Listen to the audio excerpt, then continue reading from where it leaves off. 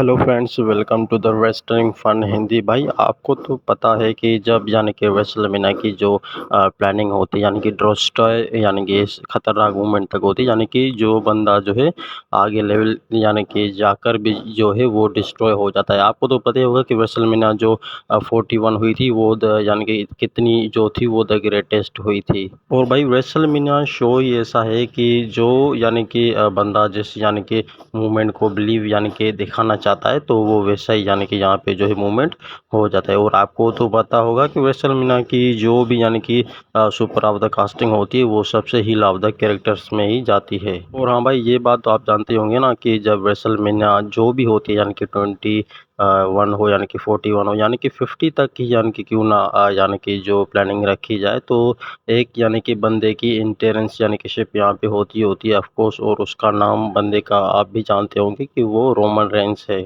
अब भाई ये तो बात होनी है ना। देखो भाई, जो सबसे बड़ा यानी कि लव द कैरेक्टर जो बंदा होता है यानी कि द ग्रेटेस्ट यानी कि लेवल अबो यानी कि चैंपियनशिप का जो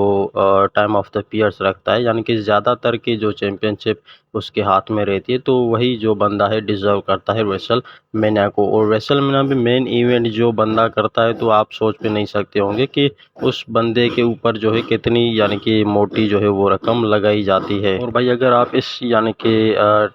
सर्च यानी कि गूगल बार को जाकर सर्च करोगे तो आपको पता चल जाएगा कि रेसलमेनिया जो है वो शो कितनी यानी कि इंटरनेशनल ऑफ द ग्रेटेस्ट यानी कि मूवमेंट पर डिजर्व रखता है यानी कि करता है। तो मुझे तो ऐसा ही लग रहा है कि जो रेसलमेनिया की प्लानिंग होने वाली है ना यानी कि 43 यानी कि 45 46 की, तो ऐसा समझ लो कि इस यानी कि पूरे वर्ल्ड में जो है वो एक कंट्रोवर्सी होगी, जिस हिसाब से जहाँ पे यानी कि एक मोटी रकम यानी कि डिजर्व रखी जाएगी यानी कि बनेगी ना, तो वो मुझे लगता है कि शो वहीं पे अब प्लान करने वाले हैं। अब मुझे नहीं पता कि सबसे ज़्यादा पैसा जो है वो कौन सी कंट्री में है। और हाँ भाई, रेसलमेनिया की जिस यानी कि हद तक जो प्लानिंग करता है जो बंदा, तो मुझे लगता है कि वो ट्रिपल एच तो हालांकि कम ही करता है, मगर बात आती है जब क्राउड्स के बीच में, तो आपको तो पता है कि क्राउड्स की जो डिमांड होती है वो ऑफ कोर्स यानी कि यहाँ पे डिजर्व की जाती है। यानी कि क्राउड के हिसाब से ही उस बंदे को जो है रेसलमेनिया में एंट्री मिलती है, जिस हिसाब से जिसकी चैंपियनशिप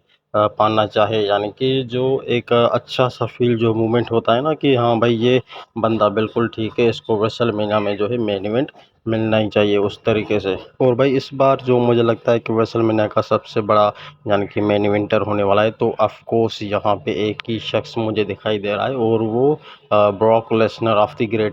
ग्रेटेस्ट यानी कि इस टाइप का कुछ हो सकता है, क्योंकि ये अच्छा मूवमेंट इससे ज़्यादा हो ही नहीं सकता।